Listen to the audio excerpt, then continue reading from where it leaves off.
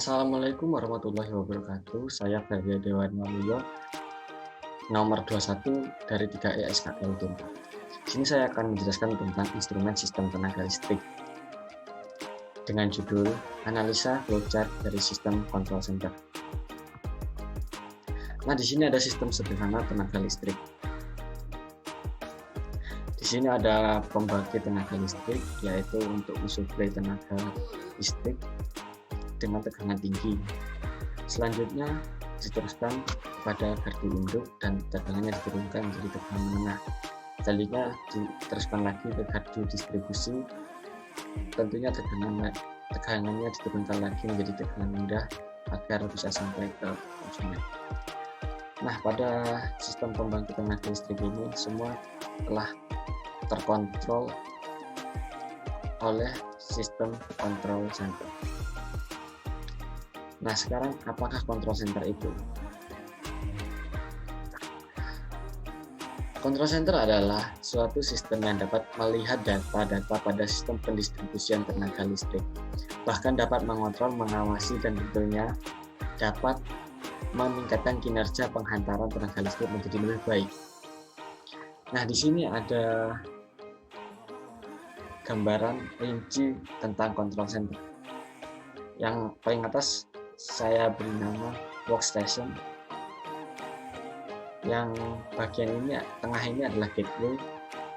Yang paling bawah adalah client. Workstation adalah tempat di mana orang-orang atau operator dapat melihat data-data yang dikirimkan dari klien. Nah, gateway adalah penghubung antara klien dan workstation.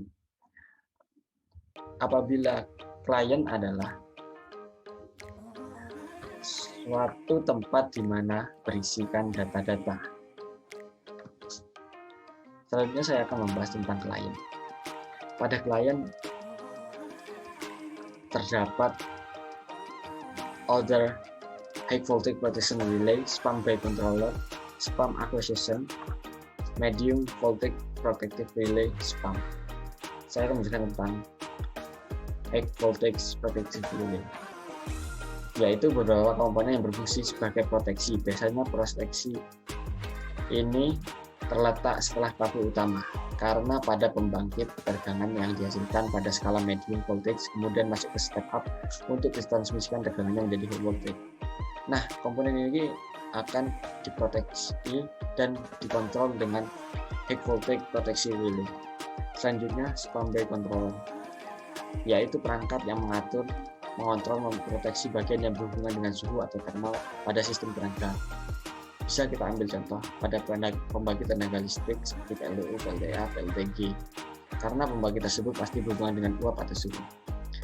Selanjutnya, spam acquisition, yaitu pada pembangkit pastinya ada trafo yang berfungsi untuk menaikkan tegangan. Nah, di situ ada alat bantu bernama OLTC, on load tap charger. Nah, other equipment ini mengatur perubahan nilai V, yaitu voltage, dengan cara mengubah tab yang ada di dalam trafo tersebut.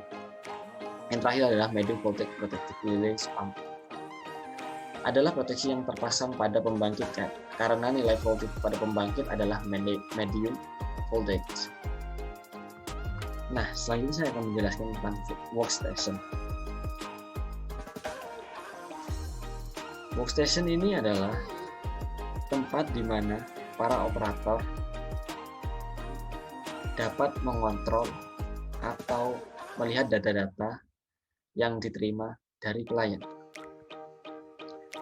Nah, selanjutnya saya akan menjelaskan suatu jenis aplikasi untuk mendukung control center dalam hal interface, yaitu SCADA. Pengertian SCADA. SCADA adalah Supervisor Control Data Acquisition, merupakan sistem pada tenaga listrik yang berfungsi mengawasi, mengendalikan, dan mengakuisisi data listrik secara real time.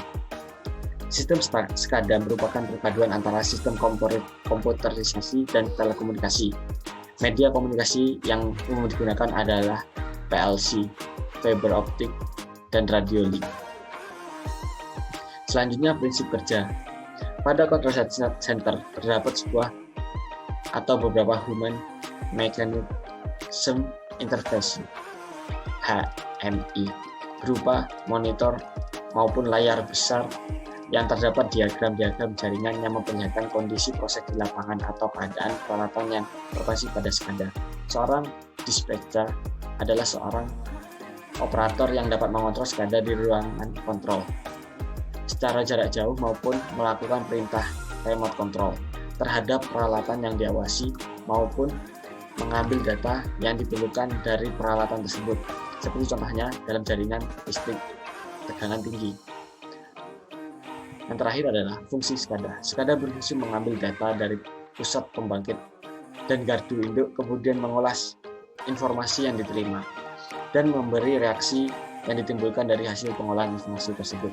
Secara umum, fungsi SCADA yaitu mengambil dan menyimpan data, proses monitoring, fungsi kontrol, yang terakhir perhitungan dan pelaporan. Nah, sekian presentasi yang dapat saya sampaikan. Kurang lebihnya saya mohon maaf. Wassalamualaikum warahmatullahi wabarakatuh.